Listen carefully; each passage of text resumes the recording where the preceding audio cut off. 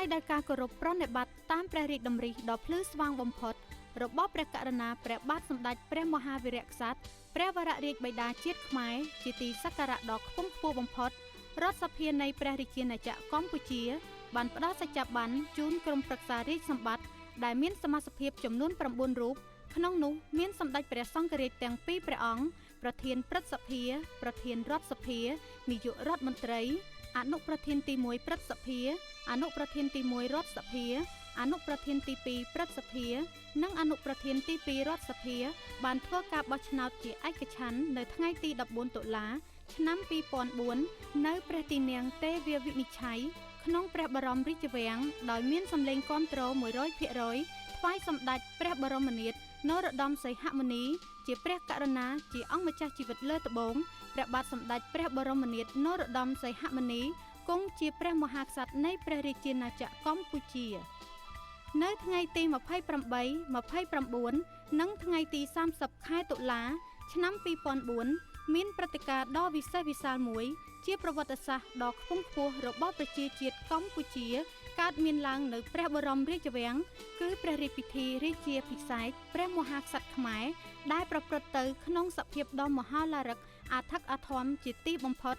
តាមព្រះរាជបវិនីរាជាភិសេកព្រះមហាក្សត្រដែលធ្លាប់មានតាំងពីបុរាណកាលតរៀងមកព្រះរាជពិធីដ៏ឧត្តមឧត្តមនេះបានប្រារព្ធឡើងក្នុងអត្ថន័យដ៏ខ្ពង់ខ្ពស់ពិសេសថ្វាយនៅព្រះពរជ័យមង្គលនិងមហាកិត្តិយសថ្វាយព្រះករុណាជាអង្គម្ចាស់ជីវិតលើត្បូងព្រះបាទសម្ដេចព្រះបរមនាថព្រះអង្គបានគង់ប្រថាប់ជាព្រះមហាក្សត្រនៃកម្ពុជាប្រកបដោយព្រះរាជហឫទ័យដ៏ល្អប្រពៃមានលក្ខណៈសម្បត្តិដ៏ប្រសើរថ្លៃថ្លាគ្រប់ប្រការមានចំណេះដឹងខ្ពង់ខ្ពស់និងមានឧបនិស្ស័យក្នុងការយាងគ្រងរាជសម្បត្តិបន្តពីព្រះវររាជបិតារបស់ព្រះអង្គដែលជាព្រះវររាជបិតាជាតិជាព្រះអគ្គមហាបរិះរដ្ឋដ៏ឧត្តមឧត្តមនៃកម្ពុជាមិនតែប៉ុណ្ណោះព្រះករុណាជាអង្គម្ចាស់ជីវិតលើត្បូងព្រះបាទសម្ដេចព្រះបរមនាថព្រះអង្គមានព្រះរាជសមត្ថភាពដ៏ខ្ពង់ខ្ពស់ក្នុងការបន្តព្រះរាជកេរមរតកដ៏ថ្លៃថ្លានៃស្នាព្រះហស្ថដ៏ឧត្តមឧត្តមពីព្រះមហាវីរបុរសជាតិសម្ដេចឪសម្ដេចតាសម្ដេចតាទួតដើម្បីថែរក្សាការពារនៅខឿនឯករាជ្យជាតិសន្តិភាពសេរីភាពបូរណភាពទឹកដីខ្មែរឲ្យមានភាពគង់វង្សព្រមទាំងបន្តធ្វើឲ្យមាតុភូមិនិងប្រជារាស្ត្រកម្ពុជាបានប្រកបតែនឹងសេចក្តីសុខសេចក្តីសម្បូរសប្បាយនិងមានវឌ្ឍនភាពគ្រប់ផ្នែកតរៀងទៅការយាងគ្រងរាជសម្បត្តិរបស់ព្រះករុណាព្រះបាទសម្ដេចព្រះបរមនាថនរោត្តមសីហមុនីគឺបានធ្វើឲ្យព្រឹទ្ធសភារដ្ឋសភារាជរដ្ឋាភិបាលមន្ត្រីរាជការគ្រប់ស្ថាប័នព្រះសង្ឃប្រជារាស្ត្រកម្មករកសិករនិងកងកម្លាំងប្រដាប់អាវុធគ្រប់ប្រភេទមានមោទនភាពនិងអបអរសាទរយ៉ាងក្លៀវក្លាថ្វាយនៅព្រះរាជវន្តនកិច្ចស្វាគមន៍យ៉ាងត្រចះត្រចង់ជាទីបំផុតចំពោះព្រះរាជឋានៈជាព្រះមហាក្សត្រដ៏ឧត្តមឧត្តមនៃព្រះអង្គនិងមានសេចក្តីសោមនស្សរីករាយក្រៃលែងចំពោះប្រទេសជាតិយើងដែលបានប្រកាន់យករបបរាជានិយមអាស្រ័យរដ្ឋធម្មនុញ្ញដោយប្រជាជាតិយើងខិតខំរក្សាបាននៅនិរន្តរភាពនៃរបបរាជានិយមមានអង្គព្រះមហាក្សត្រគង់ប្រថាប់ក្នុងព្រះបរមសារីរាជសម្បត្តិដែលជាម្លប់ដ៏ត្រជាក់ដល់សន្តិភាពការឯកភាពជាតិនិងសេចក្តីសុខសុភមង្គលនៅក្នុងសង្គមកម្ពុជាមិនតែប៉ុណ្ណោះមហាព្រឹត្តិការណ៍នេះមានអត្ថន័យដ៏ត្រចះត្រចង់ថែមទៀតជាមហាជោគជ័យដ៏ធំធេងរបស់ព្រះរាជាណាចក្រកម្ពុជានៅក្នុងសករាជថ្មីនៃទំព័រមាសបង្ហាញពីការវិវត្តរីកចម្រើននៃសភាពការនៅកម្ពុជាហើយការយាងគង់ប្រថាប់ក្នុងព្រះបរមសារីរាជសម្បត្តិនៃព្រះករុណាជាអង្គម្ចាស់ជីវិតលើត្បូងព្រះបាទសម្ដេចព្រះបរមនាថជាទីសក្ការៈដ៏ខ្ពង់ខ្ពស់បំផុតមានមហាកិត្តិយសកិត្យានុភាពល្បីល្បាញទាំងនៅលើឆាកជាតិនិងអន្តរជាតិជាពិសេសត្រូវបានទទួលនូវការគាំទ្រយ៉ាងពេញទំហឹងប្រកបដោយការគោរពដ៏ខ្ពង់ខ្ពស់បំផុតពីសំណាក់ថ្នាក់ដឹកនាំមហាជនប្រជារាស្ត្រគ្រប់ស្រទាប់ទាំងនៅក្នុងនិងក្រៅប្រទេសក៏ដូចជាសហគមន៍អន្តរជាតិដែលជាមិត្តភ័ក្តិរបស់កម្ពុជានៅលើសកលលោកក្នុងព្រះរាជហឫទ័យនឹករលឹកនិងគិតគូរជានិច្ចពីសុខទុក្ខក្នុងជីវភាពរស់នៅរបស់ប្រជារាស្ត្រជាបងប្អូនកូនចៅនៅទូទាំងព្រះរាជាណាចក្រកម្ពុជាពិសេសបងប្អូនរស់នៅតាមតំបន់ទីជនបទឆ្ងាយដាច់ស្រយាលជួបប្រទះនៅគ្រោះធម្មជាតិ និងការលំបាកខ្វះខាតជាខ្លាំងក្នុងជីវភាពព្រះករុណាជាអង្គម្ចាស់ជីវិតលើត្បូងព្រះមហាក្សត្រនៃព្រះរាជាណាចក្រកម្ពុជាជាទីសក្ការៈដ៏ខ្ពង់ខ្ពស់បំផុតព្រះអង្គមានព្រះរាជហឫទ័យទុកដាក់បំផុតក្នុងរយៈពេលចំនួន10ឆ្នាំកន្លងទៅនេះលើការបំពេញព្រះរាជកិច្ចមនុស្សធម៌ព្រមទាំងស្ដេចយាងសំណេះសំណាលសាកសួរសុខទុក្ខនិងប្រោសព្រះរាជទានព្រះរាជទ្រព្យជាព្រះរាជអំណោយដ៏ច្រើនសន្ធឹកសន្ធាប់ថ្លៃថ្លាមានជាស្បៀងអាហារសម្លៀកបំពាក់សម្ភារៈប្រើប្រាស់និងថវិកាជួយសម្រាលនៅទុក្ខលំបាកខ្វះខាតក្នុងជីវភាពរបស់ប្រជារាស្ត្របានជាច្រើនគ្រួសារសូមបញ្ជាក់ជូននៅតួលេខក្នុងរយៈពេលតែមួយឆ្នាំចុងក្រោយនេះព្រះករុណាជាអង្គម្ចាស់ជីវិតលើត្បូងព្រះមហាក្សត្រនៃព្រះរាជាណាចក្រកម្ពុជាជាទីសក្ការៈដ៏ខ្ពង់ខ្ពស់បំផុតព្រះអង្គសពព្រះរាជហឫទ័យស្ដេចយាងសំណេះសំណាលសាកសួរសុខទុក្ខនិងប្រោសព្រះរាជទានព្រះរាជអំណោយដល់ប្រជារាស្ត្រដែលទទួលរងគ្រោះដោយទឹកជំនន់មានចំនួនសរុប947គ្រួសាររស់នៅឃុំសំរោងធំស្រុកគៀនស្វាយខេត្តកណ្ដាលនៅថ្ងៃទី23ខែតុលាឆ្នាំ2013នៅថ្ងៃទី27ខែវិច្ឆិកាឆ្នាំ2013ព្រះករុណាជាអង្គម្ចាស់ជីវិតលើត្បូងជាទីសក្ការៈដ៏ខ្ពង់ខ្ពស់ព្រះអង្គបានសពព្រះរាជហឫទ័យស្ដេចយាងសំណេះសំណាលសាកសួរសុខទុក្ខនិងប្រោសព្រះរាជទានព្រះរាជអំណោយដល់ប្រជារាស្ត្រមានជីវភាពខ្សត់ខ្សោយនិងទទួលរងគ្រោះដោយលិចទឹកមានចំនួន809គ្រួសារនៅឃុំបូរីជលសាស្រុកបូរីជលសាខេត្តតាកែវនៅថ្ងៃទី14ខែធ្នូបានប្រោសព្រះរាជទានជួយស្រោចស្រង់អាយុជីវិតប្រជារាស្ត្រទីទ័លក្រចំនួន570គ្រួសារនៅឃុំតាំងក្រូចស្រុកសំរោងទងខេត្តកំពង់ស្ពឺនៅថ្ងៃទី28ខែធ្នូឆ្នាំ2013បានប្រោសព្រះរាជទានព្រះរាជអំណោយជួយសម្រាលបញ្ហាជីវភាពប្រជារាស្ត្រទីទ័លក្រ431គ្រួសារនៅឃុំវាលពុនស្រុកថ្ពងខេត្តកំពង់ស្ពឺនៅថ្ងៃទី13ខែមករាឆ្នាំ2014ព្រះករុណាជាអង្គម្ចាស់ជីវិតលើត្បូងព្រះមហាក្សត្រនៃព្រះរាជាណាចក្រកម្ពុជាជាទីសក្ការៈដ៏ខ្ពង់ខ្ពស់បំផុតបានសពព្រះរាជហឫទ័យស្ដេចយាងសំណេះសំណាលសាកសួរសុខទុក្ខនិងប្រោសព្រះរាជទានព្រះរាជអំណោយជួយសម្រាលក្នុងជីវភាពរបស់ប្រជារាស្ត្រទីទ័លក្របានចំនួន436គ្រួសារនៅឃុំជ្រលងស្រុកបារាយខេត្តកំពង់ធំនៅថ្ងៃទី27ខែមករាបានជួយសង្គ្រោះប្រជារាស្ត្រទីទ័លក្រចំនួន498គ្រួសារនៅឃុំស្វាយស្រុកសាមគ្គីមានជ័យខេត្តកំពង់ឆ្នាំងនៅថ្ងៃទី11ខែកុម្ភៈបានជួយផ្គត់ផ្គង់ជីវភាពប្រជារាស្ត្រទីទ័លក្រមានចំនួន840គ្រួសារនៅឃុំរណសេស្រុកសង្គមថ្មីខេត្តព្រះវិហារនៅថ្ងៃទី2ខែមេសាឆ្នាំ2014ព្រះករុណាជាអង្គម្ចាស់ជីវិតលើត្បូងជាទីសក្ការៈដ៏ខ្ពង់ខ្ពស់បំផុតស្ដេចយាងសំណេះសំណាលសាកសួរសុខទុក្ខនិងប្រោសព្រះរាជទានព្រះរាជអំណោយដល់បងប្អូនប្រជារាស្ត្រទីទ័លក្រជនជាតិភាគតិចជាកសិករ900គ្រួសារនៅស្រុកបកែវនិងស្រុកនានាក្នុងខេត្តរតនគិរីជាដើមក្នុងឱកាសយាងសួរសុខទុក្ខដល់មូលដ្ឋានភូមិឃុំរបស់ប្រជារាស្ត្រព្រះករុណាជាអង្គម្ចាស់ជីវិតលើត្បូងព្រះអង្គសពព្រះរាជហឫទ័យស្ដេចយាងជួបប្រស្រ័យទំនាក់ទំនងនៅតាមលំនៅឋានរបស់បងប្អូនតាមក្រុមគ្រួសារនីមួយៗតាមព្រះរាជបវិនីដ៏ប្រពៃបំផុតដែលព្រះអង្គធ្លាប់បានប្រោសព្រះរាជទានដល់ប្រជារាស្ត្រនៅក្នុងមូលដ្ឋានជាច្រើនកន្លងមកដើម្បីឆ្វេងយល់ដោយផ្ទាល់អំពីសុខទុក្ខនិងស្ថានភាពនៃជីវភាពរស់នៅរបស់បងប្អូននិងយាងជួបប្រជារាស្ត្ររបស់ព្រះអង្គនៅកន្លែងប្រមូលផ្ដុំដែលមន្ត្រីក្រុមសម្ដេចឪបានរួមសហការជាមួយអាជ្ញាធរដែនដីក្នុងមូលដ្ឋាននីមួយៗរៀបចំបងប្អូនបានមកជួបជុំថ្វាយព្រះពរនិងទទួលយកព្រះរាជអំណោយដ៏ថ្លៃថ្លាពីអង្គព្រះមហាក្សត្រ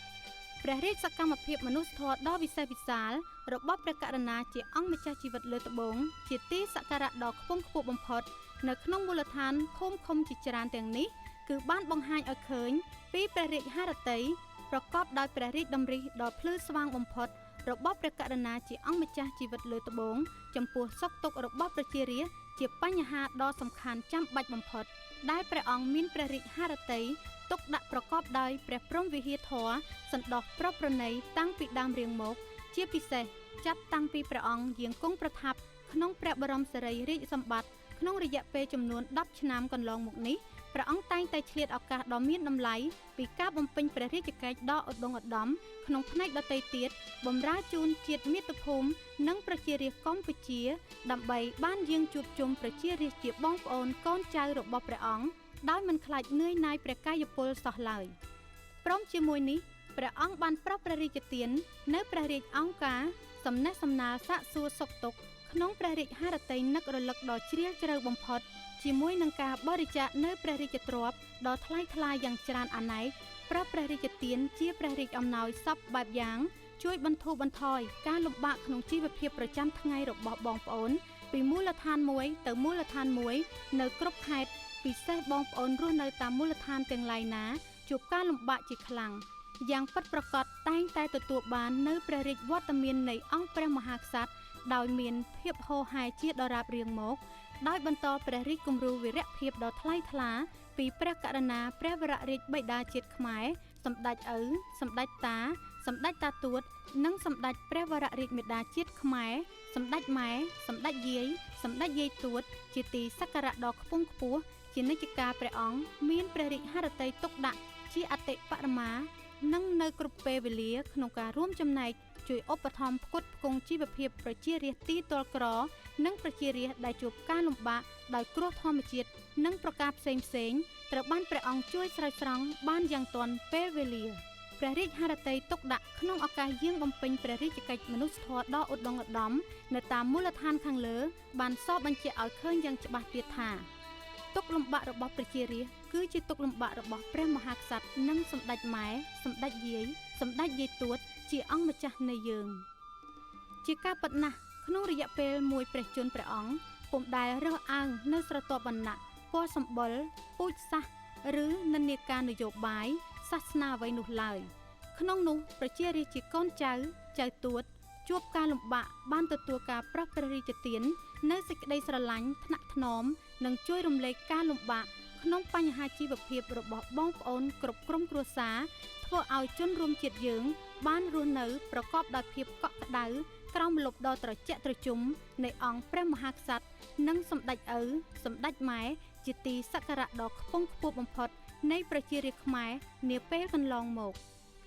ព្រះករុណាជាអង្គម្ចាស់ជីវិតលើត្បូងក្នុងព្រះបរមនាមសម្ដេចព្រះមហាក្សត្រីព្រះវររាជមេដាជាតិខ្មែរនិងព្រះអង្គផ្ទាល់មានព្រះរាជហឫទ័យព្រួយបារម្ភនិងសោកស្ដាយជាទីបំផុតចំពោះគ្រោះមហន្តរាយទឹកជំនន់ខ្យល់ព្យុះកើតមាននៅតាមតំបន់មួយចំនួនធ្វើឲ្យមានផលប៉ះពាល់យ៉ាងធ្ងន់ធ្ងរដល់អាយុជីវិតមនុស្សភោគផលដំណាំទ្រព្យសម្បត្តិផ្សេងៗក៏ដូចជាការខូចខាតនៅហេដ្ឋារចនាសម្ព័ន្ធសង្គមគ្រប់វិស័យ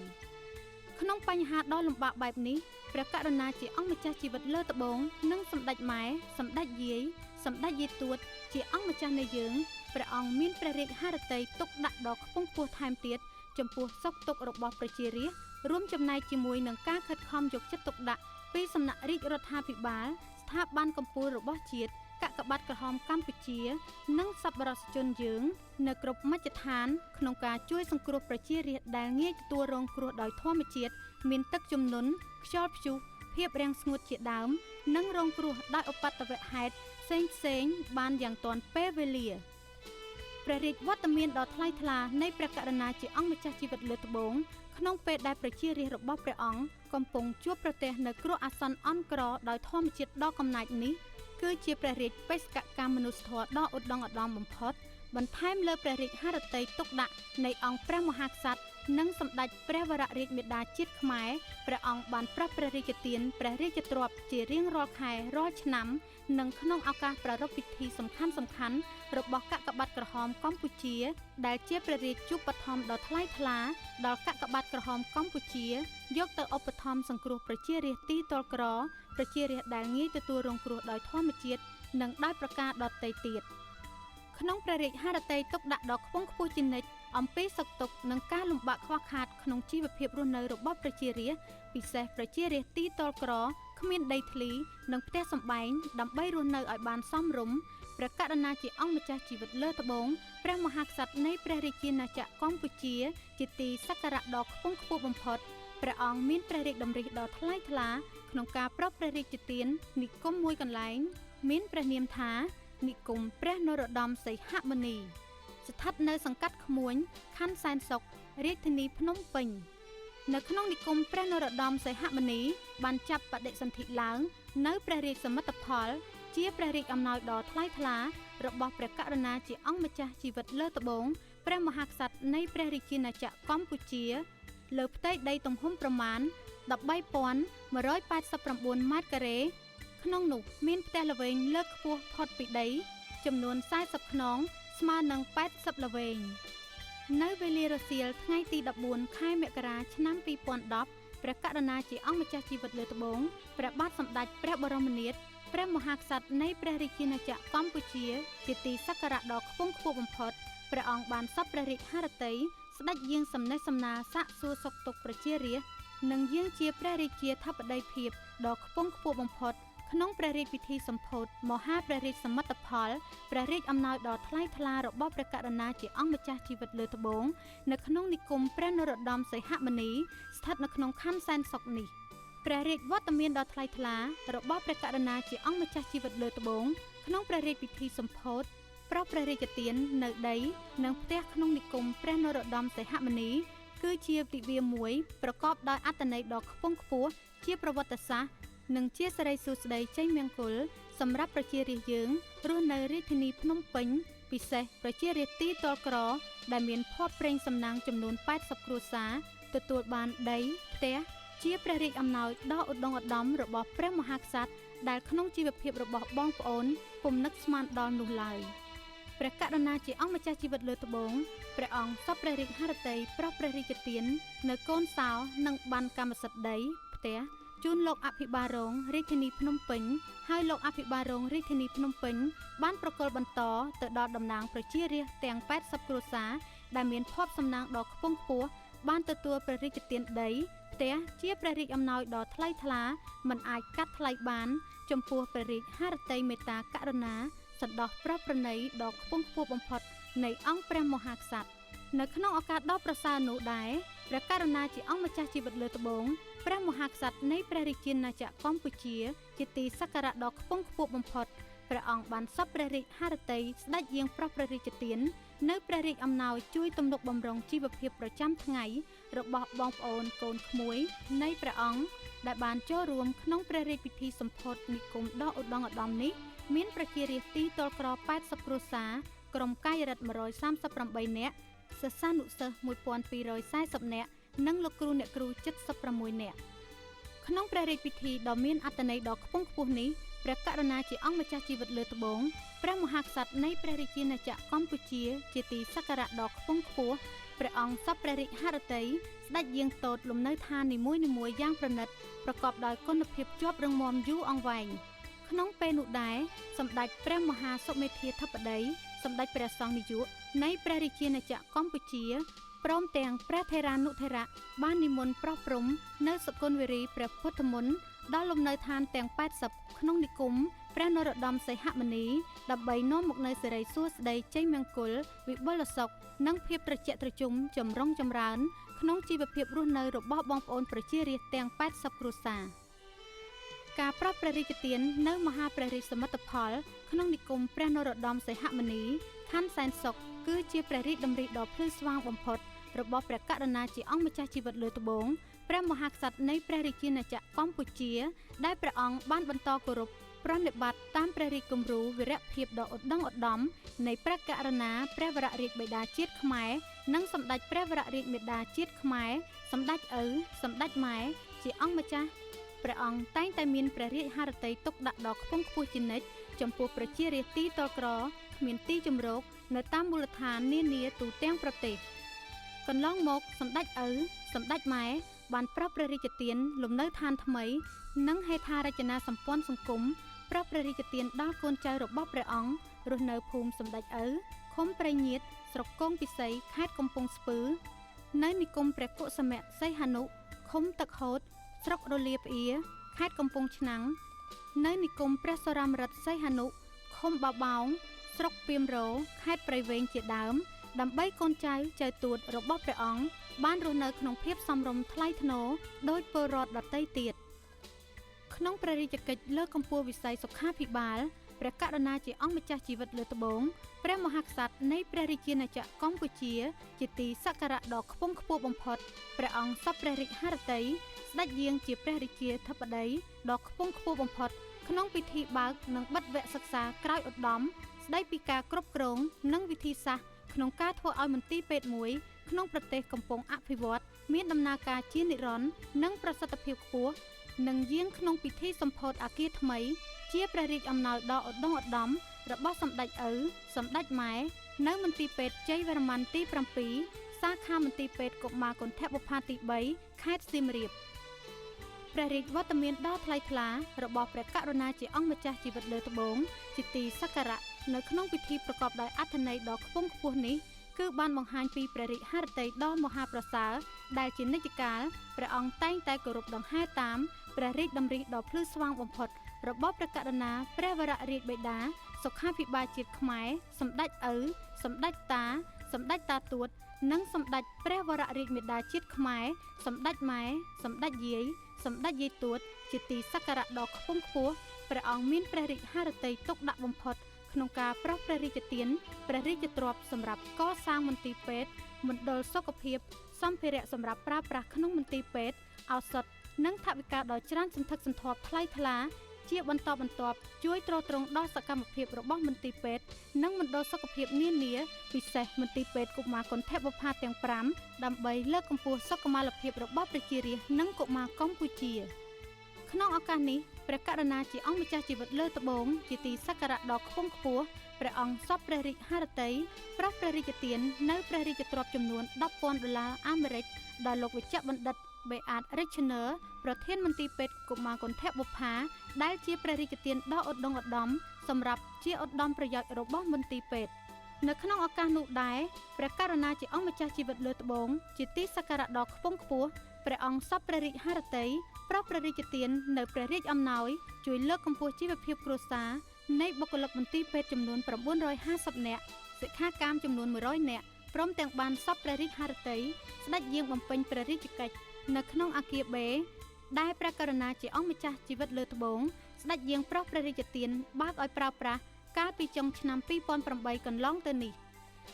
នៅក្នុងអគារនេះព្រះអង្គបានយាងសាកសួរសុខទុក្ខនិងប្រោសព្រះរាជទានព្រះរាជអំណោយចំពោះអ្នកជំងឺមានកុមារកំពុងសម្រាប់ព្យាបាលក្នុងមន្ទីរពេទ្យចំនួន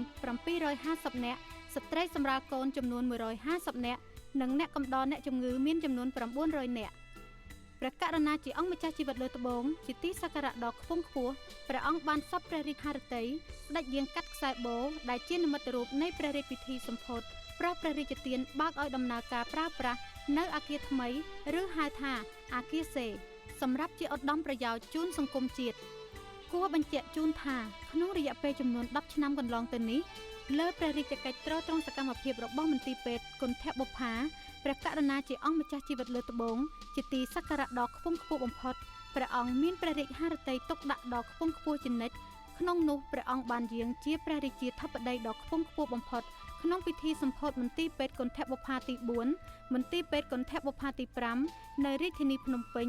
យាងក្នុងឱកាសខួបគម្រប់20ឆ្នាំនៃកំណើតមន្ទីរពេទ្យគន្ធបុប្ផានិងយាងក្នុងពិធីសម្ពោធសមិទ្ធផលជាបន្តបន្ទាប់របស់មន្ទីរពេទ្យកុមារគន្ធបុប្ផាទាំងនៅរាជធានីភ្នំពេញនិងខេត្តសៀមរាប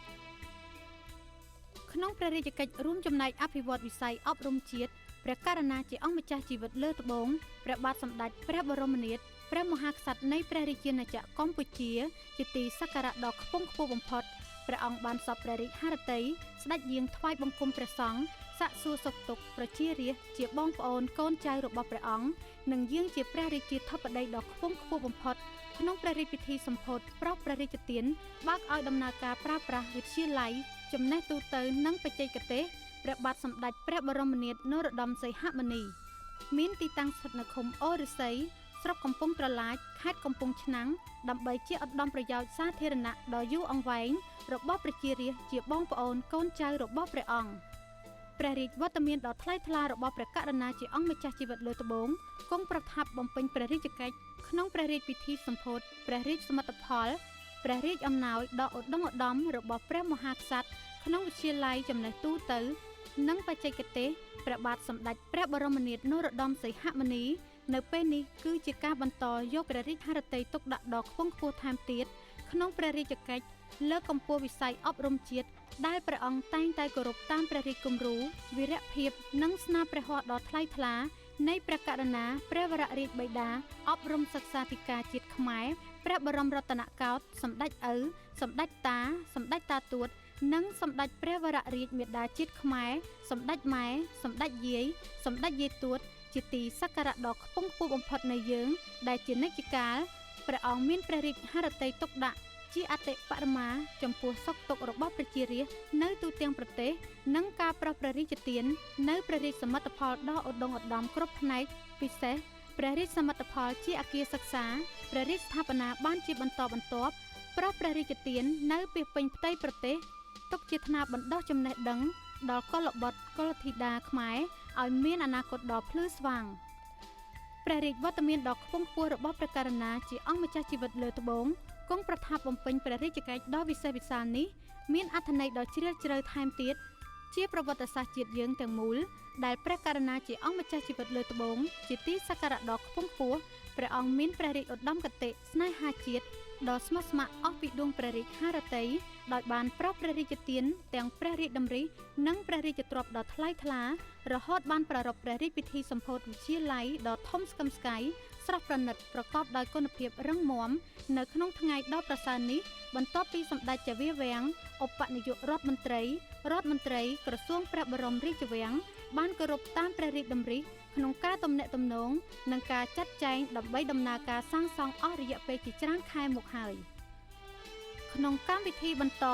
ព្រះករុណាជាអង្គម្ចាស់ជីវិតលើត្បូងព្រះមហាក្សត្រនៃព្រះរាជាណាចក្រកម្ពុជាជាទីសក្ការៈដ៏ខ្ពង់ខ្ពស់បំផុតរួមដង្ហែដោយសម្ដេចចៅវាំងឧបនាយករដ្ឋមន្ត្រីព្រមទាំងថ្នាក់ដឹកនាំអិសរាជជនជាតិនិងអន្តរជាតិ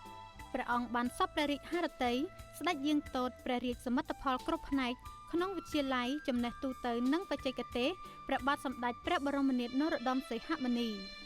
គួររំលឹកថានៅក្នុងដំណើរការសាងសង់ក្រុមសម្ដេចឪបានប្រើប្រាស់គ្រឿងចក្រជាព្រះរាជអំណោយដ៏ថ្លៃថ្លារបស់ព្រះមហាក្សត្រសម្ដេចឪសម្ដេចម៉ែធ្វើសកម្មភាពឈូសឆាយពង្រាបដីដឹកដីចាក់បំពេញទីធ្លានិងបង្ហាប់ឲ្យរាបស្មើមានកម្ពស់ផុតពីដីស្រែអាស្រ័យដោយគម្រោងសាងសង់វិទ្យាល័យនេះមានទំហំធំបង្គួរគណៈកម្មការសាងសង់បានរៀបចំដំណើរការសាងសង់មានច្រើនដំណាក់កាលនៅក្នុងដំណាក់កាលទី1បានសម្រេចរួចរាល់នៅផ្នែកខាងមុខមានអគារសិក្សាចំនួន6ខ្នង2ជាន់មាន49បន្ទប់មានបំពាក់តុកៅអីតុគ្រូក្តារខៀនកង្ហានិងអំពូលភ្លើងក្នុងនោះមានបន្ទប់កុំព្យូទ័រ2បន្ទប់បន្ទប់បណ្ណាល័យ1បន្ទប់បន្ទប់អាន2បន្ទប់និងបន្ទប់ពិសោធន៍1បន្ទប់អគាររដ្ឋបាល1ខ្នង2ជាន់មាន22បន្ទប់មានបំពាក់តុកៅអីទូសម្រាប់ដាក់សម្ភារៈសិក្សារៀបចំបណ្ដាញអគ្គិសនីបណ្ដាញទឹកនិងសម្ភារៈក្នុងបន្ទប់ទឹកអាងស្តុកទឹកចម្រោះទឹកកខ្វក់និងប្រព័ន្ធបង្ហូរទឹកភ្លៀងរៀបចំបណ្ដាញប្រព័ន្ធការពាររន្ទះតាមអគារទាំងអស់ក្រាលការ៉ូឡាកណ្ដាលទីធ្លានិងរៀបចំខឿនសួនច្បាររៀបចំផ្លូវក្រាលគ្រួក្រហមផ្លូវក្រាលកៅស៊ូ DBST ទទឹង 8.40 ម៉ែត្រប្រវែង 1030 ម៉ែត្រ/70ជួសជុលគោលបឋមសិក្សាឡើងវិញធ្វើរបងថ្មខាងមុខកម្ពស់ 2.50 ម៉ែត្រប្រវែង 180 ម៉ែត្រនិងក្លោងទ្វារទទឹង 5.5 ម៉ែត្រកម្ពស់ 6.40 ម៉ែត្រនៅថ្ងៃទី7ខែកក្កដាឆ្នាំ2007ព្រះករុណាជាអង្គម្ចាស់ជីវិតលើត្បូងព្រះមហាក្សត្រនៃព្រះរាជាណាចក្រកម្ពុជាជាទីសក្ការៈដ៏ខ្ពង់ខ្ពស់បំផុតព្រះអង្គបានសពព្រះរាជហឫទ័យស្ដេចយាងជាព្រះរាជាធិបតីដ៏ខ្ពង់ខ្ពស់បំផុតក្នុងពិធីសម្ពោធមហាសមិទ្ធផលនៃវិមានរដ្ឋសភារបស់ព្រះរាជាណាចក្រកម្ពុជាដែលមានទីតាំងស្ថិតនៅក្នុងសង្កាត់ទន្លេបាសាក់ខណ្ឌចំការមនរាជធានីភ្នំពេញការសម្រេចបាននៅវិមានរដ្ឋសភាដ៏ធំវិសេសវិសាលនេះស្ថិតក្នុងស្ថានភាពដែលព្រះរាជាណាចក្រកម្ពុជាបានបរិបូរទៅដោយសេចក្តីសុខសន្តិភាពមានការឯកភាពជាតិយ៉ាងរឹងមាំព្រមទាំងមានការរីកចម្រើនលើគ្រប់វិស័យក្នុងនោះវិស័យសេដ្ឋកិច្ចជាតិមានសន្ទុះរីកចម្រើនក្នុងកម្រិតខ្ពស់ជាក់ស្ដែងការចាប់បដិសន្ធិឡើងនៅមហាសមិទ្ធផលនៃវិមានរដ្ឋសភាជាតិប្រកបដោយគុណប្រយោជន៍ដ៏ធំធេងនេះ គឺជាការប្រើប្រាស់នៅថវិកាជាតិដើម្បីប្រជាជាតិកម្ពុជាយើងមានទីកន្លែងដ៏សមរម្យខ្ពង់ខ្ពស់សម្រាប់ធ្វើការតាក់តែងនិងការអនុម័តនៅរាល់ច្បាប់ទាំងឡាយស្របតាមគោលការណ៍ប្រជាធិបតេយ្យគតិយុត្តដើម្បីនាំមកនូវការរីកចម្រើនគ្រប់ផ្នែកគ្រប់វិស័យសេចក្តីថ្លៃថ្នូរនិងយុត្តិធម៌ជូនសង្គមជាតិក្នុងព្រះរាជកិច្ចដ៏ឧត្តមឧត្តមជាប្រវត្តិសាស្ត្រដែលគួរឲ្យកត់សម្គាល់ថែមទៀតនោះព្រះករុណាជាអង្គម្ចាស់ជីវិតលើត្បូងព្រះមហាក្សត្រនៃព្រះរាជាណាចក្រកម្ពុជាព្រះអង្គសពព្រះរាជហឫទ័យស្ដេចយាងជាព្រះរាជាធិបតីដ៏ខ្ពង់ខ្ពស់បំផុតក្នុងពិធីសម្ពោធមហាសមិទ្ធផលដ៏ធំស្កឹមស្កៃនៃសំណង់អគារថ្មីទីស្នាក់ការកណ្ដាលកាកបាទក្រហមកម្ពុជាស្ថិតនៅតំបន់អូបៃក្អមសង្កាត់ទឹកល្អក់ទី3ខណ្ឌទួលគោករាជធានីភ្នំពេញព្រះរាជវត្តមានដ៏ខ្ពង់ខ្ពស់ព្រះករុណាជាអង្គម្ចាស់ជីវិតលើត្បូងក្នុងឱកាសយាងបំពេញព្រះរាជកិច្ចនៅទីនេះគឺជាប្រភពលើកទឹកចិត្តដ៏ខ្ពង់ខ្ពស់និងជាការប្រោសព្រះរាជទាននៅការគាំទ្រយ៉ាងពេញទំហឹងថែមទៀតពីអង្គព្រះករុណាព្រះមហាក្សត្រព្រមទាំងព្រះករុណាព្រះវររាជបិតាជាតិខ្មែរនិងសម្ដេចព្រះវររាជមាតាជាតិខ្មែរជាទីសក្ការៈដ៏ខ្ពង់ខ្ពស់បំផុតដែលជានិច្ចកាលព្រះអង្គតែងតែសពព្រះរាជហឫទ័យប្រោសព្រះរាជទាននៅព្រះរាជជូបត្ថម្ភគាំទ្រគ្រប់ពេលវេលាចំពោះការបំពេញសកម្មភាពមនុស្សធម៌របស់កាកបាទក្រហមកម្ពុជាក្រោមការដឹកនាំដ៏ឆ្នើមរបស់សម្ដេចគតិប្រិទ្ធបណ្ឌិតប៊ុនរ៉ានីហ៊ុនសែនជាប្រធានក្នុងការជួយសង្គ្រោះប្រជារាស្ត្រទីទ័លក្រប្រជារាស្ត្រទទួលរងគ្រោះដោយគ្រោះធម្មជាតិនិងឧបទ្ទវហេតុផ្សេងៗបានយ៉ាងទាន់ពេលវេលាក្នុងឱកាសដ៏ប្រសើរនោះព្រះករុណាជាអង្គម្ចាស់ជីវិតលើត្បូងបានសពព្រះរាជហឫទ័យប្រោសព្រះរាជទាននៅគ្រឿងឥស្សរិយយសជាតបកាដែលជាគ្រឿងឥស្សរិយយសមានតម្លៃដ៏ខ្ពង់ខ្ពស់បំផុតជូនសម្ដេចគតិប្រិទ្ធបណ្ឌិតប៊ុនរ៉ានីហ៊ុនសែនប្រធានកាកបាទក្រហមកម្ពុជាដើម្បីឆ្លើយតបទៅនឹងស្នាដៃគុណបំណាច់ដ៏ធំធេងរបស់សម្ដេចគតិប្រិទ្ធបណ្ឌិតប៊ុនរ៉ានីហ៊ុនសែនដែលបានបំពេញបេសកកម្មមនុស្សធម៌ជូនប្រទេសជាតិនិងប្រជារាស្ត្រកម្ពុជាទទួលបានលទ្ធផលដ៏វិសេសវិសាលគ្រប់ពេលវេលានិងមានកិត្តិយសដ៏ល្បីរន្ទឺទាំងនៅលើឆាកជាតិនិងអន្តរជាតិព្រះរាជហឫទ័យទុកដាក់ដ៏ខ្ពង់ខ្ពស់ព្រះករុណាជាអង្គម្ចាស់ជីវិតលើត្បូងក្នុងឱកាសយាងសម្ពោធអគារថ្មីទីស្នាក់ការកណ្ដាលកាកបាទក្រហមកម្ពុជាគឺជាការប្រោសព្រះរាជទាននៅសេចក្តីកោតសរសើរដ៏កក់ក្ដៅបំផុតចំពោះស្នាដៃល្អឆ្នើមរបស់សម្ដេចគតិប្រិទ្ធបណ្ឌិតប៊ុនរ៉ានីហ៊ុនសែនប្រធានកាកបាទក្រហមកម្ពុជាបានខិតខំធ្វើឲ្យអគារថ្មីនេះប្រសូតផុសត្រដែតឡើងក្នុងរូបរាងដ៏ប្រណិតប្រកបដោយគុណភាពជាប់រឹងមាំគួរជាទីមោទនភាពខ្ពស់ជាពិសេសបានបង្កប់នូវអត្ថន័យដ៏ត្រចះត្រចង់បំផុតក្នុងទំព័រប្រវត្តិសាស្ត្រជាតិប្រវត្តិសាស្ត្ររបស់កាកបាទក្រហមកម្ពុជាដែលមានអាយុកាលជាង50ឆ្នាំមកហើយក្នុងព្រឹត្តិការណ៍ដ៏វិសេសវិសាលជាប្រវត្តិសាស្ត្ររបស់ព្រះរាជាណាចក្រកម្ពុជាកើតមានឡើងនៅព្រឹកថ្ងៃទី19ខែតុលាឆ្នាំ2010គឺការប្រារព្ធពិធីសម្ពោធសំណង់អគារដ៏ធំស្កឹមស្កៃចំនួន2កន្លែងក្នុងបរិវេណទីស្តីការគណៈរដ្ឋមន្ត្រីរាជធានីភ្នំពេញមានអគារទីស្តីការគណៈរដ្ឋមន្ត្រីមាននាមថាអគារមិត្តភាពដែលជាអំណោយដ៏សប្បុរសថ្លៃថ្លារបស់សាធារណរដ្ឋប្រជាមានិតចិនព្រមទាំងអគារទីស្តីការនាយករដ្ឋមន្ត្រីនិងមជ្ឈមណ្ឌលសន្និសីទអន្តរជាតិមាននាមថាអគារសន្តិភាពកើតចេញពីហិរញ្ញប្បទានទាំងស្រុងរបស់រាជរដ្ឋាភិបាលកម្ពុជាពិធីសម្ពោធអគារដ៏ធំថ្មីស្រឡាងទាំងពីរកន្លែងនេះទទួលបាននូវមហាកិត្តិយសដ៏ឧត្តមឧត្តមក្រៃលែងដោយបានព្រះករុណាជាអង្គម្ចាស់ជីវិតលើត្បូងព្រះបាទសម្ដេចព្រះបរមនាថព្រះមហាក្សត្រនៃព្រះរាជាណាចក្រកម្ពុជាជាទីសក្ការៈដ៏ខ្ពង់ខ្ពស់បំផុតនៃយើងព្រះអង្គសពព្រះរាជហឫទ័យស្ដេចយាងជាព្រះរាជាធិបតីដ៏ខ្ពង់ខ្ពស់បំផុតធ្វើឲ្យពិធីសម្ពោធមហាសមិទ្ធផលដ៏ឧត្តមឧត្តមទាំងពីរកន្លែងនេះទទួលបាននូវសិរីសួស្តីជ័យមង្គលនិងមានសភាពដ៏មហាល្រឹកអាថឹកអាធមបំផុតក្នុងឱកាសនោះព្រះករុណាជាអង្គម្ចាស់ជីវិតលើត្បូងបានសពព្រះរាជហឫទ័យប្រោសព្រះរាជទានបំពាក់នៅគ្រឿងឥស្សរិយយសដ៏មានតម្លៃខ្ពង់ខ្ពស់ទៅតាមប្រភេទនិងលំដាប់ថ្នាក់នៃគ្រឿងឥស្សរិយយសនីមួយៗជូនឯកឧត្តមប៉ានគងសៀឯកអគ្គរដ្ឋទូតវិសាមញ្ញនិងពេញសមត្ថភាពនៃសាធារណរដ្ឋប្រជាមានិតចិនប្រចាំព្រះរាជាណាចក្រកម្ពុជាព្រមទាំងឯកឧត្តមលោកជំទាវអស់លោកជាស្ថាបត្យករវិស្វករនិងអ្នកឯកទេសផ្សេងៗរបស់សាធារណរដ្ឋប្រជាមានិតចិននិងព្រះរាជាណាចក្រកម្ពុជាចំនួន15រូបដែលមានស្នាដៃល្អក្នុងកិច្ចសហប្រតិបត្តិការ ធ្វើឲ្យអគារមិត្តភាពនិងអគារសន្តិភាពនៃគណៈរដ្ឋមន្ត្រីនៃរាជរដ្ឋាភិបាលកម្ពុជាបានប្រសូតឡើងក្នុងរូបរាងដ៏ស្រស់ប្រណិតប្រកបដោយគុណភាពជាប់រឹងមាំទុកជូនជាគុណប្រយោជន៍របស់ប្រជាជាតិកម្ពុជាទាំងមូលគួររំលឹកថាអគារទីស្តីការគណៈរដ្ឋមន្ត្រីមុនត្រូវបានកសាងឡើងក្នុងទសវត្សរ៍ឆ្នាំទី60ក្នុងសម័យសង្គមរាស្ត្រនិយមដ៏រុងរឿងក្រោមព្រះរាជកិច្ចដឹកនាំដ៏ភ្លឺស្វាងបំផុតរបស់ព្រះករុណាព្រះវររាជបិតាជាតិខ្មែរជាទីសក្ការៈដ៏ខ្ពង់ខ្ពស់បំផុតដែលពេលនោះព្រះអង្គគង់ជាព្រះប្រមុខរដ្ឋដោយអគារមានសភាពចាស់ទ្រុឌទ្រោមរដ្ឋាភិបាលនៃសាធារណរដ្ឋប្រជាមានិតចិនបានផ្ដល់ជំនួយដ៏ថ្លៃថ្លាដើម្បីដំណើរការសាងសង់អគារថ្មីនៃទីស្តីការគណៈរដ្ឋមន្ត្រីឡើងវិញនៅថ្ងៃទី8ខែមេសាឆ្នាំ2006ក្នុងឱកាសនៃដំណើរទស្សនកិច្ចជាផ្លូវការរបស់ឯកឧត្តមវុនជាប៉ាវនាយករដ្ឋមន្ត្រីនៃសាធារណរដ្ឋប្រជាមានិតចិននៅកម្ពុជាឯកឧត្តមនាយករដ្ឋមន្ត្រីចិនរួមជាមួយសម្ដេចតេជោនាយករដ្ឋមន្ត្រីនៃព្រះរាជាណាចក្រកម្ពុជាបានអញ្ជើញជាអធិបតីដ៏ខ្ពង់ខ្ពស់ក្នុងពិធីបញ្ចុះបឋមសិលាជាកិច្ចចាប់ផ្ដើមដំណើរការសាងសង់អគារថ្មីនៃទីស្តីការគណៈរដ្ឋមន្ត្រីដោយប្រើពេលវេលាចំនួន19ខែដើម្បីបញ្ចប់ការសាងសង់ទាំងស្រុងអគារថ្មីនេះមាន7ជាន់កម្ពស់40ម៉ែត្រនិងមានផ្ទៃអគារសរុប32,580ម៉ែត្រការ៉េ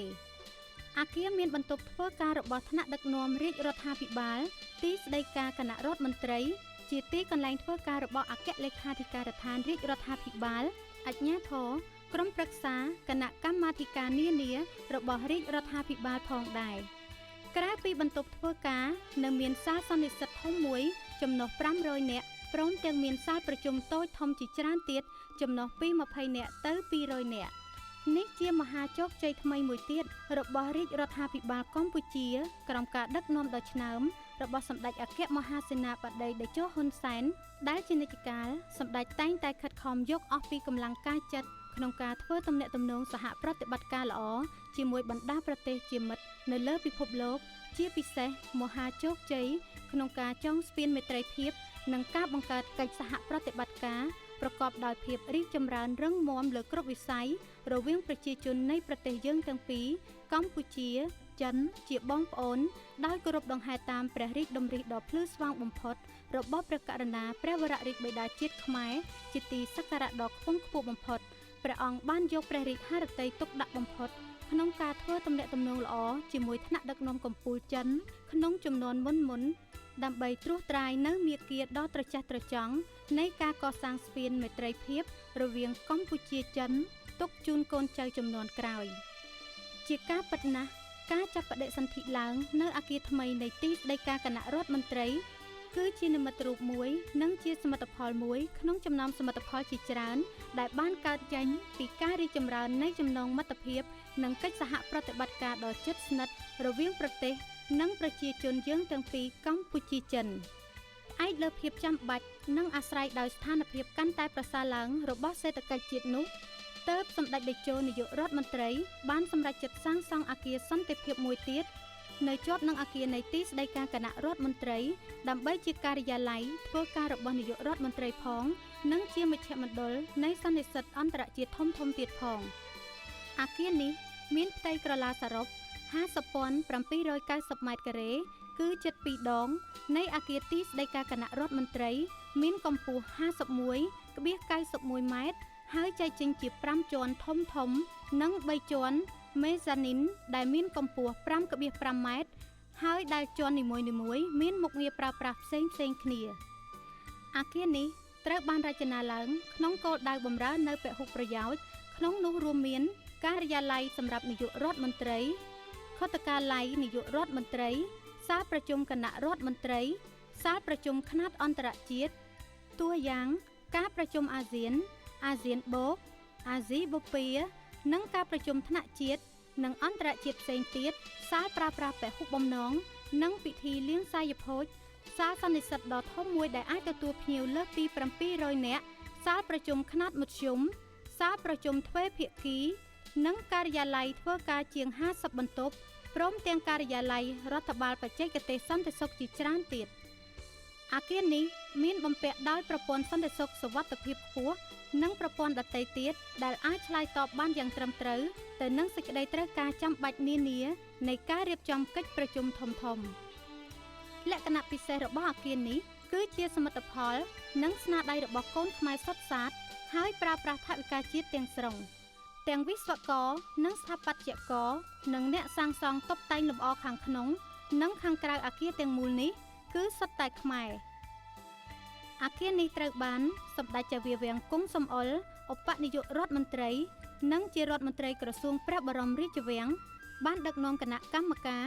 សិក្សានិងរៀបចំសាងសង់អគារមួយនេះប្រកបដោយជោគជ័យត្រចះត្រចង់ជាងនេះទៀតសម្ដេចចៅវាំងគឺជាអ្នកគិតគូរច្នៃប្រឌិតតុបតែងរៀបចំលម្អអគារនេះដោយផ្ទាល់តែម្ដងដោយលាយផ្សំគ្នាយ៉ាងប៉ិនប្រសប់នៅគំនិតភាវូបនីយកម្មនាយកសម័យថ្មីជាមួយលំនាំជារចនាបថខ្មែរសម័យអង្គរសារៈសំខាន់នៃអគារទាំងពីរនេះគឺបំពេញឲ្យគ្នាទៅវិញទៅមកយ៉ាងស័ក្តិសមបំផុតការរួមបញ្ចូលគ្នានៃអគារទីស្តីការគណៈរដ្ឋមន្ត្រីដែលជាជំនួយដ៏ថ្លៃថ្លាបំផុតរបស់សាធារណរដ្ឋប្រជាមានិតចិននិងអគារទីស្តីការនាយករដ្ឋមន្ត្រីនិងមជ្ឈមណ្ឌលសន្និសីទអន្តរជាតិនឹងប្រែក្លាយទីតាំងនេះទៅជាវិមានរដ្ឋាភិបាលថ្មីមួយដែលបង្ហាញឲ្យឃើញពីឆន្ទៈរបស់រាជរដ្ឋាភិបាលកម្ពុជាក្នុងការលើកកម្ពស់វិសាលភាពប្រសិទ្ធភាពនិងគុណភាពនៃសេវាសាធារណៈដើម្បីបម្រើប្រយោជន៍សង្គមជាតិឲ្យបានជាអតិបរមាក្នុងព្រះរាជហឫទ័យទុកដាក់លើកដំកើងវិស័យវប្បធម៌ជាតិនៅដើមខែកក្កដាឆ្នាំ2011ព្រះករុណាជាអង្គម្ចាស់ជីវិតលើត្បូងព្រះមហាក្សត្រនៃព្រះរាជាណាចក្រកម្ពុជាជាទីសក្ការៈដ៏ខ្ពង់ខ្ពស់បំផុតព្រះអង្គបានសព្វព្រះរាជហឫទ័យស្ដេចយាងជាព្រះរាជាធិបតីដ៏ខ្ពង់ខ្ពស់បំផុតក្នុងពិធីសម្ពោធបញ្ចប់ការដ្ឋានជួសជុលប្រាសាទបាពួនស្ថិតក្នុងតំបន់រមណីយដ្ឋានប្រវត្តិសាស្ត្រអង្គរខេត្តសៀមរាបបន្ទាប់ពីបានដំណើរការជួសជុលអស់រយៈពេលជាង10ឆ្នាំកន្លងមកដោយសាលាបារាំងចុងបូព៌ា EFEO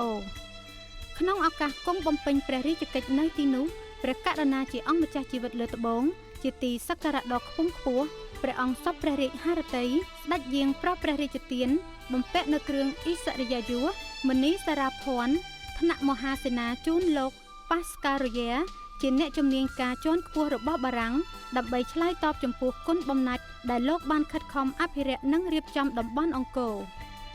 គួររំលឹកថាអាស្រ័យដោយព្រះរាជតម្រិះដ៏ភ្លឺស្វាងបំផុតរបស់ព្រះករុណាព្រះវររាជបិតាវប្បធម៌ជាតិខ្មែរសម្ដេចឪសម្ដេចតាសម្ដេចតាទួតជាអង្គម្ចាស់នៃយើងក្នុងការបញ្ចូលប្រាង្គប្រាសាទនៅតំបន់រមណីយដ្ឋានប្រវត្តិសាស្ត្រអង្គរទៅក្នុងបញ្ជីសម្បត្តិបេតិកភណ្ឌពិភពលោកនៅក្នុងឆ្នាំ1992កន្លងទៅនោះត្រូវបានអង្គការ UNESCO និងបណ្ដាប្រទេសជាមិត្តភ័ក្តិរបស់កម្ពុជាក្នុងអង្គការ UNESCO បានជួយឧបត្ថម្ភគាំទ្រក្នុងការជួយជួសជុលប្រាង្គប្រាសាទជាច្រើនដែលជាសម្បត្តិបេតិកភណ្ឌវប្បធម៌ដ៏រុងរឿងរបស់ប្រជាជាតិខ្មែរដែលទទួលរងនូវភាពទ្រុឌទ្រោមដោយសារធម្មជាតិនិងសង្គ្រាមស៊ីវិលនៅកម្ពុជាដ៏វែងអន្លាយក្នុងពេលកន្លងមកឲ្យមានសោភ័ណភាពដ៏ស្រស់ប្រណិតជាបន្តបន្ទាប់ជាក់ស្ដែងលទ្ធផលដ៏ធំធេងដែលសាធារណរដ្ឋបារាំងសម្រេចបានជោគជ័យក្នុងពេលនោះគឺជាស្នាដៃដ៏អស្ចារ្យថ្មីមួយទៀតបន្ទាប់ពីប្រទេសបារាំងបានសម្រេចជោគជ័យក្នុងការជួសជុលព្រះពុទ្ធបដិមាយាងចូលព្រះបរិនិព្វាននៅប្រាសាទបាពួននេះផងដែរព្រះរាជវត្តមានដ៏ថ្លៃថ្លារបស់ព្រះករុណាជាអង្គម្ចាស់ជីវិតលើត្បូងព្រះមហាក្សត្រនៃព្រះរាជាណាចក្រកម្ពុជាជាទីសក្ការៈដ៏ខ្ពង់ខ្ពស់ក្នុងពិធីសម្ពោធបញ្ចប់ការដ្ឋានជួសជុលប្រាសាទបាពួនខេត្តសៀមរាបនៅពេលនោះបានបង្ហាញពីព្រះរាជហឫទ័យទុកដាក់ដ៏ខ្ពង់ខ្ពស់ជានិច្ចចំពោះភាពរុងរឿងនៃខឿនវប្បធម៌ខ្មែរជាការពិតណាស់ព្រះករុណាជាអង្គម្ចាស់ជីវិតលើត្បូងព្រះអង្គមានព្រះរាជហឫទ័យទុកដាក់បំផុតក្នុងការអភិរក្សនិងអភិវឌ្ឍសម្បត្តិបេតិកភណ្ឌវប្បធម៌ខ្មែរឲ្យមានភាពរីកចម្រើនគង់វង្ស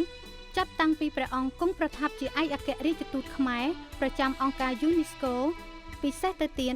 ក្រោយពីព្រះអង្គបានយាងចូលកាន់តំណែងជាសមាជិកបណ្ឌិតសភាអក្សរចារឹកនិងអក្សរសាស្ត្របារាំងកាលពីថ្ងៃទី12ខែមិនិនាឆ្នាំ2010កន្លងមកព្រះអង្គបានយកព្រះរាជហឫទ័យទុកដាក់ជាខ្លាំងបន្តទៀតក្នុងព្រះរាជកិច្ចការពារនិងអភិរក្សបេតិកភណ្ឌពិភពលោកព្រះករុណាជាអង្គម្ចាស់ជីវិតលើត្បូងជាទីសក្ការៈ ស្ដេចយាងបំពេញព្រះរាជកិច្ចក្នុងពិធីឧទ្ទិសព្រះពុទ្ធបដិមាយាងចូលព្រះបរិនិព្វានដែលជាព្រះពុទ្ធបដិមាដ៏ធំបំផុតនៅក្នុងព្រះរាជាណាចក្រកម្ពុជាមានបណ្ដោយប្រវែង70ម៉ែត្រនិងកម្ពស់12ម៉ែត្រសូមព្រះសម្មាសម្ពុទ្ធទ្រង់បានប្រកបនៅសិរីសួស្តីជ័យមង្គលឈ្នះអស់មារសត្រូវនៅគ្រប់ទិសទី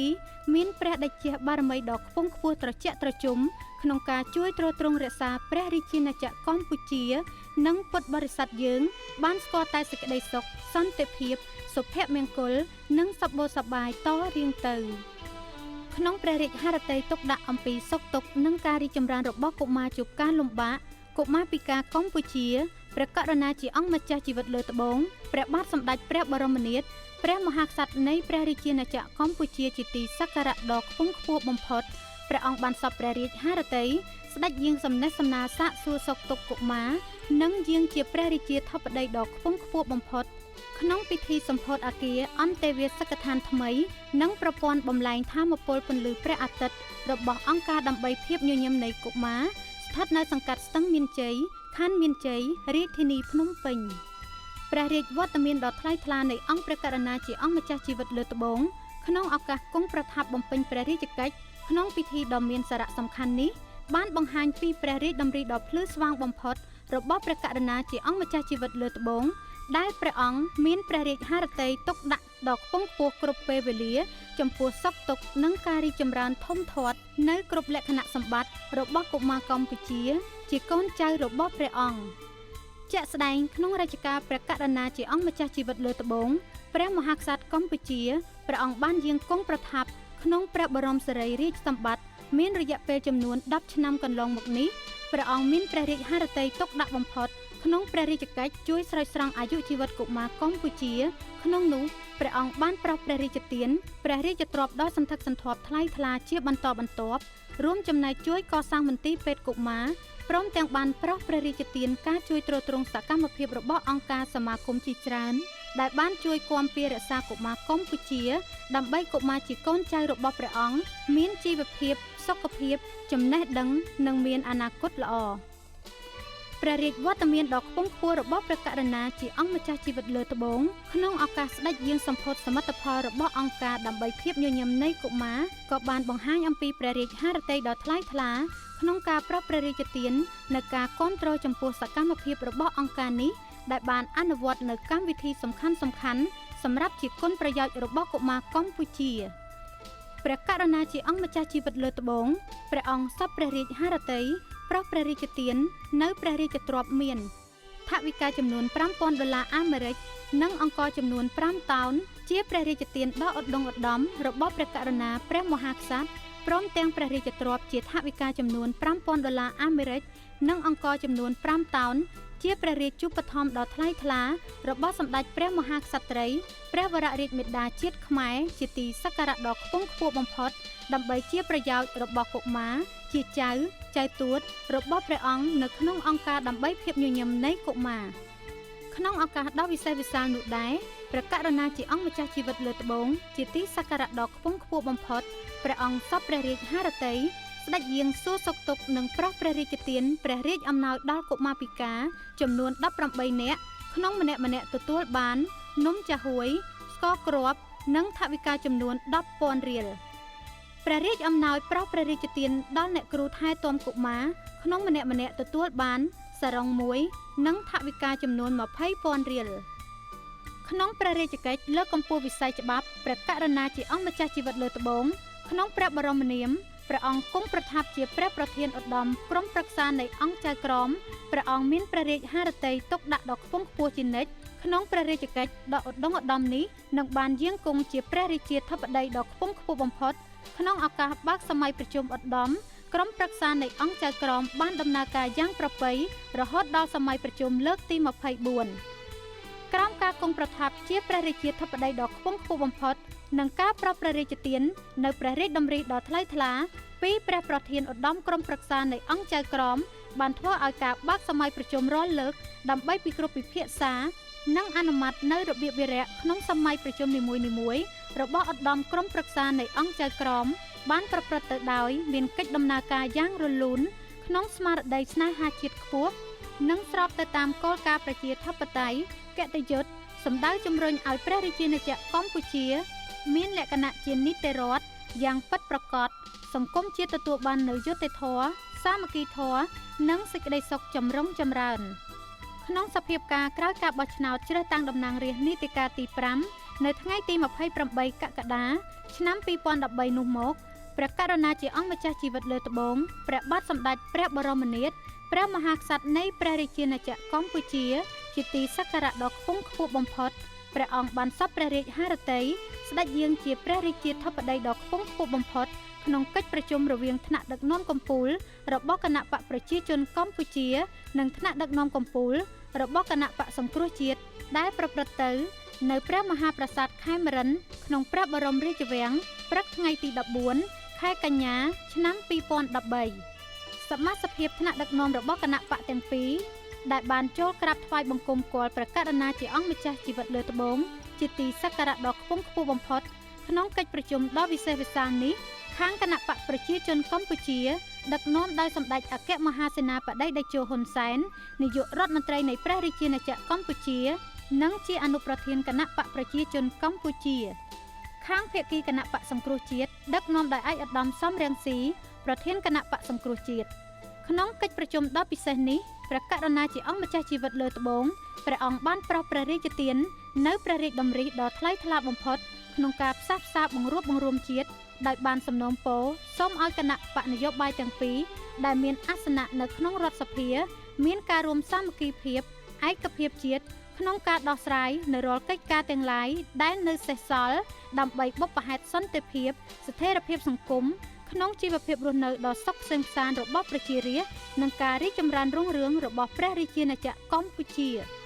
នៅក្នុងឱកាសនោះដែរព្រះករុណាព្រះមហាក្សត្របានប្រោសព្រះរាជទាននៅលិខិតអញ្ជើញអ្នកតំណាងរាស្ត្រទាំង123រូបដែលបានជាប់ឆ្នោតពីការគាំទ្ររបស់ប្រជាពលរដ្ឋចូលរួមក្នុងកិច្ចប្រជុំរដ្ឋសភាដំបូងក្រោមព្រះរាជាធិបតីភាពដ៏ខ្ពង់ខ្ពស់បំផុតរបស់ព្រះមហាក្សត្រនៃព្រះរាជាណាចក្រកម្ពុជានៅថ្ងៃទី23កញ្ញាឆ្នាំ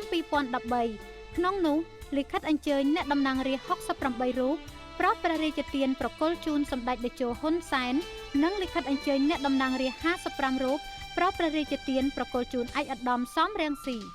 ព្រះរាជកិច្ចដ៏ឧត្តមឧត្តមមួយទៀតដែលព្រះករុណាជាអង្គម្ចាស់ជីវិតលើត្បូងជាទីសក្ការៈដ៏ខ្ពង់ខ្ពស់បំផុតព្រះអង្គមានព្រះរាជហឫទ័យទុកដាក់ជាខ្លាំងដើម្បីផលប្រយោជន៍របស់សង្គមជាតិមាតុភូមិនិងប្រជារាស្ត្រកម្ពុជាថែមទៀតនោះគឺព្រះរាជកិច្ចទំនាក់ទំនងអន្តរជាតិជាមួយនឹងអង្គទូតត្រូវបានបញ្ចប់បេសកកម្មនៅកម្ពុជា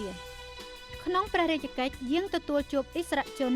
អ្នកការទូតនៃបណ្ដាប្រទេសជាមិត្តដែលបានបំពេញភារកិច្ចនៅព្រះរាជាណាចក្រកម្ពុជាហើយត្រូវបានបញ្ចប់អាណត្តិប្រកបដោយលទ្ធផលជាផ្លែផ្កានិងសូមការប្រោសព្រះរាជទានចូលក្រាបបង្គំគាល់និងថ្វាយបង្គំលាព្រះមហាក្សត្រដើម្បីចេញទៅបំពេញភារកិច្ចថ្មីក្នុងព្រះរាជកិច្ចនេះព្រះករុណាជាអង្គម្ចាស់ជីវិតលើត្បូងព្រះមហាក្សត្រនៃព្រះរាជាណាចក្រកម្ពុជាជាទីសក្ការៈដ៏ខ្ពង់ខ្ពស់ព្រះអង្គសពព្រះរាជហឫទ័យចូលរួមអបអរស្វាគមន៍ដោយសេចក្តីកោតសរសើរយ៉ាងកក់ក្ដៅចំពោះលទ្ធផលយ៉ាងគួរប្រសើរដែលឯកឧត្តមលោកជំទាវជាឯកអគ្គរដ្ឋទូតឯកអគ្គរដ្ឋទូតរបស់ប្រទេសនីមួយៗខិតខំប្រឹងប្រែងសម្រេចបាននៅក្នុងការបំពេញភារកិច្ចដ៏ឧត្តមឧត្តមរបស់ឯកឧត្តមលោកជំទាវនៅកម្ពុជាដែលជោគជ័យនៅក្នុងអាណត្តិរបស់ឯកឧត្តមលោកជំទាវមានគុណប្រយោជន៍ដ៏សំខាន់ក្នុងការបន្តជំរុញឲ្យទំនាក់ទំនងនៃចំណងមេត្រីភាពសាមគ្គីភាពនិងកិច្ចសហប្រតិបត្តិការដ៏ល្អប្រពៃរវាងកម្ពុជាជាមួយនឹងបណ្ដាប្រទេសជាមិត្តនឹងកាន់តែត្រូវបានពង្រឹងនិងពង្រីកដោយឥតឈប់ឈរក្នុងភាពរីកចម្រើនរឹងមាំនិងស្ថិតស្ថេរជានិច្ចនិរន្តរ៍លើការបំពេញព្រះរាជកិច្ចវិស័យការទូតនិងទំនាក់ទំនងអន្តរជាតិនេះដែរព្រះករុណាជាអង្គម្ចាស់ជីវិតលើត្បូងព្រះមហាក្សត្រនៃព្រះរាជាណាចក្រកម្ពុជាជាទីសក្ការៈដ៏ខ្ពង់ខ្ពស់ព្រះអង្គបានយកព្រះរាជហឫទ័យទុកដាក់ថែមទៀតក្នុងព្រះរាជកិច្ចទំនាក់ទំនងការងារការទូតជាមួយនឹងបណ្ដាប្រទេសជាមិត្តនៅលើពិភពលោកដោយបានប្រារព្ធព្រះរាជពិធីទទួលសារតាំងពីឯកអគ្គរដ្ឋទូតឯកអគ្គរដ្ឋទូតដែលទទួលបានការតែងតាំងជាអង្គទូតថ្មីជំនួសអង្គទូតចាស់ដែលត្រូវបានបញ្ចប់អាណត្តិក្នុងព្រះរាជសកម្មភាពដ៏ថ្លៃថ្លានេះ ជាសក្ខីភាពបង្ហាញឲ្យឃើញពីគោលជំហររបស់ប្រទេសជាមិត្តក្នុងការជួយឧបត្ថម្ភគាំទ្រដល់កម្ពុជាដែលជារដ្ឋមួយមានខឿនឯករាជ្យសន្តិភាពប្រជាធិបតេយ្យក្នុងបូរណភាពទឹកដីនិងអាស្រ័យដោយកម្ពុជាមានគោលជំហរដ៏រឹងប៉ឹងក្នុងការផ្សះផ្សាបង្រួបបង្រួមជាតិឯកភាពជាតិនៅក្រោមម្លប់ព្រះតេជះបារមីដ៏ត្រជាក់ត្រជុំរបស់ព្រះមហាក្សត្រដែលជាឱកាសដ៏ល្អប្រសើរបំផុតធ្វើឲ្យរាជរដ្ឋាភិបាលស្ថាប័នជាតិនិងប្រជារាស្ត្រកម្ពុជាបន្តខិតខំពួតដៃគ្នាកសាងសង្គមជាតិក្រោយពីការទទួលរងនូវការបំផ្លិចបំផ្លាញយ៉ាងខ្ទេចខ្ទាំដោយសារសង្គ្រាមនិងរបបប្រល័យពូជសាសន៍បានប្រែមុខមាត់ថ្មីទៅជាប្រទេសមួយដែលកំពុងមានការរីកលូតលាស់ជាជំហានសម្ដៅឈានឆ្ពោះទៅរកអរិយធម៌ដ៏រុងរឿងដូចដើមឡើងវិញ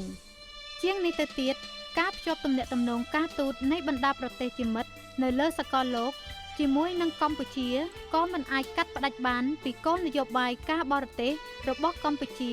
ដែលបានប្រកាន់ខ្ជាប់ជានិច្ចនៅឥរិយាបថនិងសុឆន្ទៈដ៏ល្អថ្លៃថ្នូរនៃការគោរពទៅតាមគោលការណ៍មិនជ្រៀតជ្រែកចូលកិច្ចការផ្ទៃក្នុងនិងមិនធ្វើឲ្យខូចផលប្រយោជន៍របស់ប្រទេសដទៃនោះដែរព្រមជាមួយនេះព្រះមហាក្សត្រជាទីសក្ការៈដ៏ខ្ពង់ខ្ពស់បំផុតនិងថ្នាក់ដឹកនាំកំពូលរបស់ជាតិយើងបានខិតខំធ្វើទំនាក់ទំនងល្អជានិច្ចជាមួយនឹងប្រទេសជិតឆ្ងាយដើម្បីកម្ពុជាកាន់តែមានប្រិយមិត្តបរទេសនៅគ្រប់តំបន់គ្រប់ទ្វីបទូទាំងសកលលោកដ៏ច្រើនថែមទៀតដើម្បីនាំមកនូវសាមគ្គីភាពនិងកិច្ចសហប្រតិបត្តិការលើគ្រប់វិស័យព្រះរាជកិច្ចយាងទទួលជួបទំនាក់ទំនងជាមួយថ្នាក់ដឹកនាំឥស្សរជនជាន់ខ្ពស់នៃបណ្ដាប្រទេសជាមិត្តដែលបានមកបំពេញដំណើរទស្សនកិច្ចនៅព្រះរាជាណាចក្រកម្ពុជាក្នុងរយៈពេលចំនួន10ឆ្នាំកន្លងទៅនេះមានជាច្រើនប្រទេស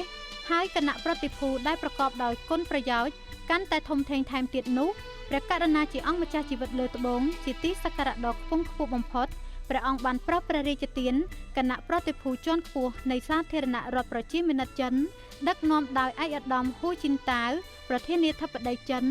និងលោកជំទាវលីវយ៉ុងឈីងភរិយាឯកឧត្តមប្រធានាធិបតីហ៊ូជីនតាវអញ្ជើញមកបំពេញដំណើរទស្សនកិច្ចជាផ្លូវរដ្ឋមានរយៈពេលចំនួន4ថ្ងៃគឺចាប់ពីថ្ងៃទី30ខែមិនិនារហូតដល់ថ្ងៃទី2ខែមេសាឆ្នាំ2012ព្រះករុណាជាអង្គម្ចាស់ជីវិតលើត្បូងបានសពព្រះរាជហឫទ័យស្វាគមន៍យ៉ាងរាក់ទាក់ស្និទ្ធស្នាលបំផុតនិងមានព្រះរាជអង្ការវាតម្លៃខ្ពស់ចំពោះដំណើរទស្សនកិច្ចរបស់ឯកឧត្តមហ៊ូជីនតាវនៅកម្ពុជាជាទស្សនកិច្ចមួយនាំមកនូវគុណប្រយោជន៍ដ៏សំខាន់ក្នុងការបន្តពង្រឹងនិងពង្រីកនូវទំនាក់ទំនងមហាមិត្តភាពសាមគ្គីភាពនិងកិច្ចសហប្រតិបត្តិការដ៏វិសេសវិសាលរវាងប្រជាជននៃប្រទេសយើងទាំងពីរកម្ពុជាចិនជាបងប្អូនឲ្យកាន់តែទទួលបាននូវការរីកចម្រើននិងស្និទ្ធស្នាលគ្រប់ពេលវេលាឯកឧត្តមហ៊ូជីនតាវបានសម្ដែងនូវសេចក្តីមោទនភាពខ្ពស់ចំពោះទំនាក់ទំនងរវាងចិនកម្ពុជាដែលមានប្រពៃណីសាមគ្គីភាពល្អដ៏យូរលង់មកហើយជាពិសេសទំនាក់ទំនងមហាមិត្តភាពរវាងប្រជាជននៃប្រទេសយើងទាំងពីរមានការរីកចម្រើនក្នុងលក្ខណៈល្អពិសេសអាស្រ័យដោយព្រះរាជតម្រិះដ៏ភ្លឺស្វាងបំផុតរបស់ព្រះករុណាព្រះវររាជបិតាជាតិខ្មែរជាទីសក្ការៈដ៏ខ្ពង់ខ្ពស់បំផុតហើយព្រះរាជហឫទ័យទុកដាក់របស់ព្រះអង្គក្នុងការពង្រឹងនូវចំណងមេត្រីភាពរវាងកម្ពុជាចិនត្រូវបានថ្នាក់ដឹកនាំនិងប្រជាជនចិនអបអរស្វាគមន៍និងសូមសម្ដែងនូវសេចក្តីអំណរព្រះរាជគុណដ៏ជ្រាលជ្រៅជានិច្ចឯកឧត្តមហ៊ូជីនតាវបានទូលថ្វាយបន្តថាថ្នាក់ដឹកនាំនិងប្រជាជនចិនសូមថ្វាយនូវការគាំទ្រចំពោះព្រះរាជកិច្ចដឹកនាំប្រកបដោយព្រះរាជតម្រិះដ៏ថ្លៃថ្លារបស់ព្រះករុណាជាអង្គម្ចាស់ជីវិតលើត្បូងព្រះមហាក្សត្រកម្ពុជាសង្គមជាតិយើងរក្សាបាននូវសេចក្តីសុខសន្តិភាពត្រជាក់ត្រជុំនិងមានការរីកចម្រើនថ្កុំថ្កើងគ្រប់ផ្នែកជាបន្តបន្ទាប់ក្នុងនោះទំនាក់ទំនងមហាមិត្តភាពនិងកិច្ចសហប្រតិបត្តិការលើគ្រប់វិស័យរវាងកម្ពុជាចិនកាន់តែទទួលបាននូវភាពចម្រើនរឹងមាំថែមទៀតឯកឧត្តមប្រធានាធិបតីចិន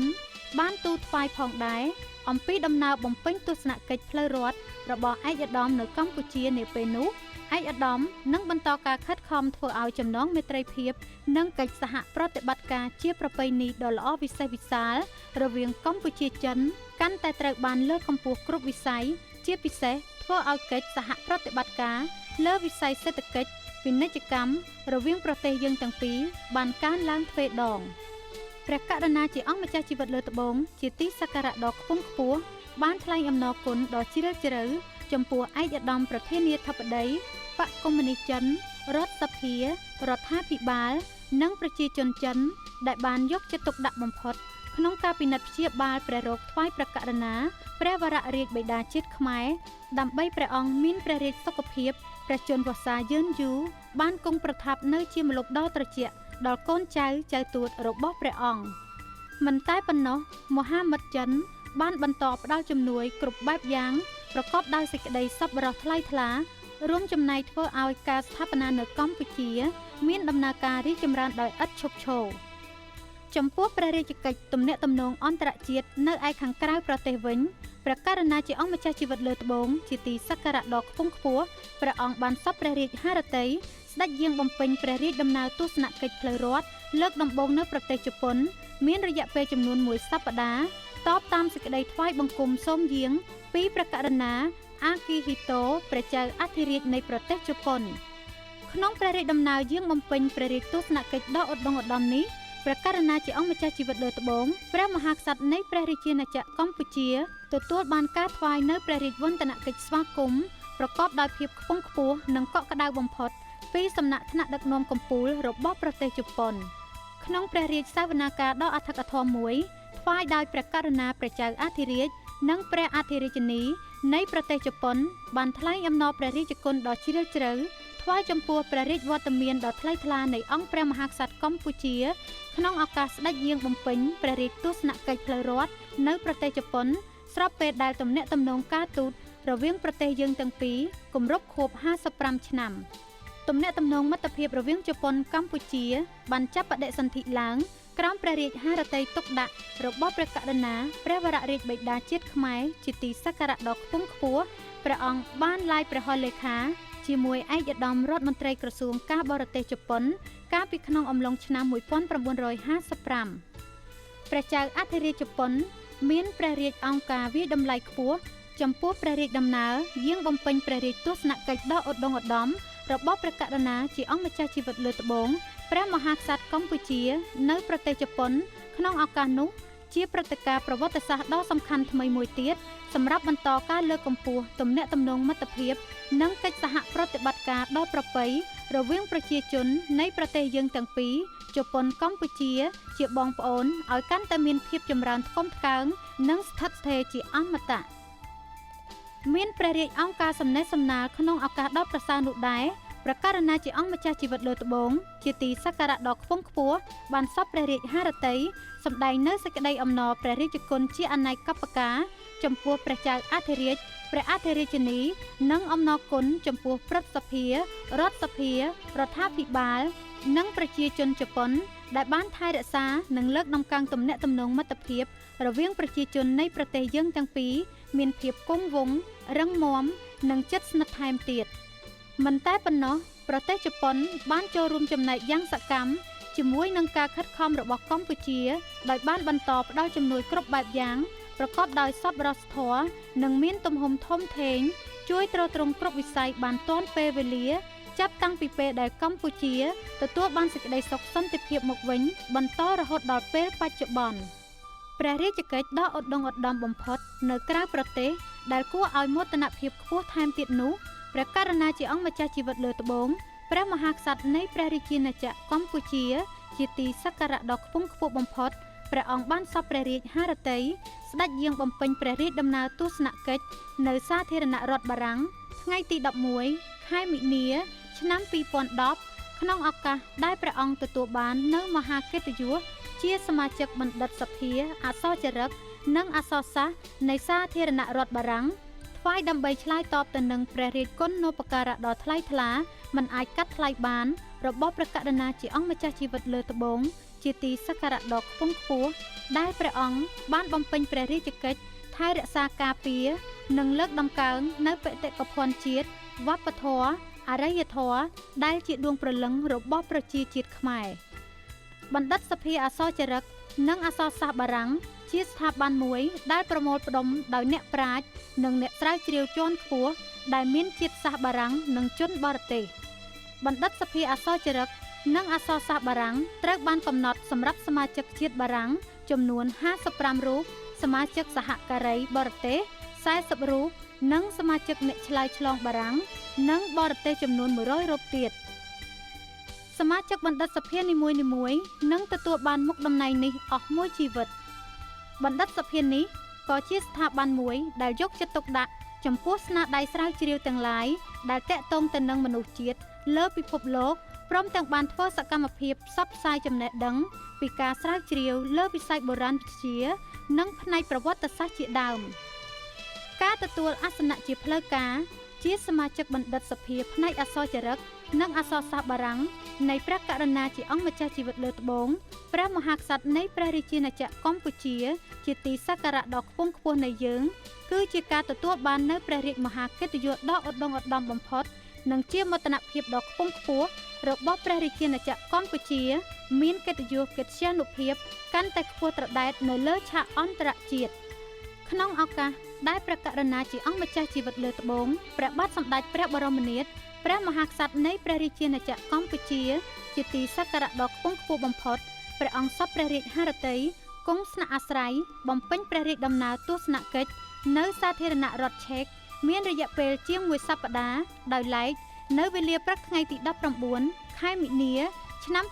2010ជាថ្ងៃទី6នៃព្រះរាជដំណើរទស្សនកិច្ចដ៏ឧត្តមឧត្តមរបស់ព្រះអង្គនៅសាធារណរដ្ឋឆេកក្នុងថ្ងៃដ៏មហាប្រសើរនេះព្រះករុណាជាអង្គម្ចាស់ជីវិតលើត្បូងជាទីសក្ការៈដ៏ខ្ពង់ខ្ពស់បានសពព្រះរាជហឫទ័យស្ដេចយាងក្នុងពិធីទទួលពានរង្វាន់មាសនិងសញ្ញាបត្រព្រះកិត្តិយស Doctorate Degree of Historiography ដែលថ្វាយដោយក្រុមប្រឹក្សាបណ្ឌិតសភាសិល្បៈនៃសាធារណរដ្ឋឆេកការថ្វាយនៅពានរង្វាន់មាសនិងសញ្ញាបត្រប្រកបដោយមហាកិត្តិយសដ៏ខ្ពង់ខ្ពស់បំផុតនេះថ្វាយដើម្បីឆ្លើយតបទៅនឹងព្រះរាជគុណូបការៈដ៏ឧត្តមឧត្តមដែលព្រះអង្គបានបំពេញព្រះរាជកិច្ចដ៏ថ្លៃថ្លាក្នុងការអភិរក្សអភិវឌ្ឍវិស័យសិល្បៈវប្បធម៌មនុស្សធម៌សង្គមគិច្ចនិងការបម្រើឧត្តមប្រយោជន៍គ្រប់បែបយ៉ាងដើម្បីភាពរុងរឿងរបស់សង្គមជាតិក្នុងព្រឹត្តិការណ៍ដ៏វិសេសវិសាលនេះបានធ្វើឲ្យថ្នាក់ដឹកនាំកម្ពុជាឥស្សរជនជាតិមន្ត្រីរាជការមហាជនប្រជារាស្ត្រនៅទូទាំងព្រះរាជាណាចក្រកម្ពុជាសូមសម្ដែងនូវកតញ្ញូតាធម៌ប្រកបដោយក្តីគោរពកោតស្ញប់ស្ញែងឥតឧបមាថ្វាយព្រះករុណាជាអង្គម្ចាស់ជីវិតលើត្បូងជាទីសក្ការៈដ៏ខ្ពង់ខ្ពស់បំផុតដែលព្រះអង្គមានព្រះចំណេះដឹងនិងទេពកោសល្យដ៏ខ្ពង់ខ្ពស់ស័ក្តិសមនឹងទទួលបាននៅពានរង្វាន់ដ៏មានតម្លៃបំផុតនេះព្រះរាជបេសកកម្មដ៏ខ្ពង់ខ្ពស់របស់ព្រះករុណាជាអង្គម្ចាស់ជីវិតលើត្បូងនៅបណ្ដាប្រទេសជាមិត្តក្នុងពេលកន្លងទៅនេះពិតជាបានធ្វើឲ្យកិត្យានុភាពជាតិកាន់តែល្បីសុះសាយនៅលើឆាកអន្តរជាតិនិងត្រូវបានកត់ត្រាទុកជាប្រវត្តិសាស្ត្រនៃកម្ពុជានៅក្នុងឱកាសដ៏មហាមង្គលថ្លៃថ្លាបំផុតនៃព្រះរាជពិធីបុណ្យយាងគ្រងព្រះបរមសារីរាជសម្បត្តិគម្រប់ខួប10ឆ្នាំដ៏ឧត្តមឧត្តមរបស់ព្រះករុណាជាអង្គម្ចាស់ជីវិតលើត្បូងព្រះបាទសម្ដេចព្រះបរមនាថព្រះចៅក្រុងកម្ពុជាធិបតីជាទីសក្ការៈដ៏ខ្ពង់ខ្ពស់បំផុតនៃយើងពោពេញទៅដោយសេចក្តីសោមនស្សរីករាយអធិកអធមនាឆ្នាំនេះព្រឹទ្ធសភារដ្ឋសភារាជរដ្ឋាភិបាលនិងប្រជារាស្ត្រកម្ពុជាទាំងមូលសូមប្រសិទ្ធពរជ័យសិរីសួស្តីជ័យមង្គលព្រះបរមសុខគ្រប់ប្រការថ្វាយព្រះករុណាជាអង្គម្ចាស់ជីវិតលើត្បូងនិងសូមសម្ដែងនៅសេចក្តីកតញ្ញូតាធម៌ជាអនេកបការថ្វាយចំពោះព្រះមហាករុណាធិគុណដ៏ធ្ងន់ដែលព្រះអង្គបានលះបង់ទាំងព្រះកាយពលព្រះបញ្ញាញាណនិងព្រះរាជទ្រព្យដ៏ឧត្តមឧត្តមបំផុតដើម្បីប្រោសព្រះរាជទានជាព្រះរាជូបត្ថម្ភក្នុងវិស័យអប់រំសិក្សាធិការកសិកម្មវប្បធម៌សាសនាសុខាភិបាលការអភិវឌ្ឍគ្រប់ផ្នែកនៅទីជនបទព្រមទាំងមានព្រះរាជហឫទ័យសន្តោសប្រោសប្រណីដល់ជីវភាពប្រជារាស្ត្រទីទាល់ក្រនិងព្រះរាជកិច្ចក្នុងផ្នែកទំនាក់ទំនងអន្តរជាតិជាដើមដើម្បីបុព្វហេតុនៃភាពចម្រើនថ្កុំថ្កើងរបស់ជាតិមាតុភូមិនិងព្រះអង្គគង់នៅជាម្លប់ដ៏ត្រជាក់ត្រជុំក្នុងសេចក្តីសុខសន្តិភាពដ៏ពេញបរិបូរណ៍សម្រាប់កូនចៅបានជ្រកកោនក្នុងភាពកក់ក្ដៅនាពេលកន្លងមកដើម្បីឆ្លើយតបទៅនឹងព្រះមហាករុណាធិគុណដែលមិនអាចកាត់ថ្លៃបានរបស់ព្រះអង្គព្រឹទ្ធសភារដ្ឋសភារាជរដ្ឋាភិបាលនិងប្រជារាស្ត្រកម្ពុជាជាកូនចៅសូមបដិញ្ញារួមសាមគ្គី ឯកភាពគ្នាជាធ្លុងមួយក្នុងការខិតខំពុះពៀនៅរាល់ការលំបាកគ្រប់បែបយ៉ាងនិងខិតខំបង្កើនស្មារតីយកចិត្តទុកដាក់លើការអនុវត្តគ្រប់ភារកិច្ចតាមមុខជំនាញរៀងៗខ្លួនឲ្យបានសម្រេចលទ្ធផលយ៉ាងល្អប្រសើរគោរពដង្ហែតាមព្រះរាជតម្រិះដឹកនាំដ៏ឈ្លាសវៃនិងប្រកបដោយព្រះរាជគតិបណ្ឌិតដ៏ខ្ពង់ខ្ពស់បំផុតនៃព្រះករុណាជាអង្គម្ចាស់ជីវិតលើត្បូងជាទីសក្ការៈដ៏ខ្ពង់ខ្ពស់បំផុតដើម្បីព្រះរាជាណាចក្រកម្ពុជាមានវឌ្ឍនភាពលើគ្រប់ផ្នែកគ្រប់វិស័យប្រកបដោយកិត្តិយសកិត្យានុភាពដ៏រុងរឿងថ្កើងថ្កានបានភ្ជាប់និស្ស័យទៅនឹងសម័យមហានគរនិងសម័យសង្គមរាស្ត្រនិយមដ៏ថ្កើងថ្កានរុងរឿងព្រមជាមួយនេះសូមសម្ដែងនៅមនោសញ្ចេតនាស្វាមីភក្តិនិងរីករាយចូលរួមអបអរសាទរយ៉ាងក្លៀវក្លាបំផុតក្នុងព្រះរាជពិធីបុណ្យដ៏មហាវិសេសវិសាលពោរពេញដោយជ័យមង្គលនេះនិងសូមបួងសួងដល់គុណបុណ្យព្រះរតនត្រ័យព្រះតេជះបារមីនៃអតីតព្រះមហាក្សត្រព្រះមហាក្សត្រិយានីខ្មែរនិងវត្ថុស័ក្តិសិទ្ធិគ្រប់ព្រះអង្គក្នុងលោកមានឫទ្ធិបារមីទេវតាថែរក្សាព្រះមហាស្វេតឆ័ត្រទេវតាថែរក្សាព្រះរាជាណាចក្រកម្ពុជានិងព្រះឥន្ទព្រះព្រហ្មជាដើមសូមជួយអភិបាលគ្រងរក្សានិងប្រោសព្រំនៅទឹកអមរិតប្រសិទ្ធពរជ័យដ៏បវរមហាប្រសើរថ្វាយព្រះករុណាជាអង្គម្ចាស់ជីវិតលើត្បូងសូមព្រះអង្គមានព្រះរាជសុខភាពដ៏ល្អបរិបូរណ៍ចាក់ផុតពីព្រះរោគាទាំងឡាយមានព្រះកាយពលមាំមួនព្រះបញ្ញាញាណភ្លឺថ្លានិងមានព្រះជន្មយឺនយូរជាងរយព្រះវស្សាដើម្បីព្រះអង្គបានគង់ប្រថាប់សោយសុខក្នុងព្រះបរមសារីរាជសម្បត្តិដែលជាមហាមលុបដ៏ត្រជាក់ក្សេមក្សាន្តសម្រាប់សន្តិភាពនិងភាពសុខដុមរមនាដល់ជនរួមជាតិជាបងប្អូនកូនចៅរបស់ព្រះអង្គជារៀងរហូតតរៀងទៅ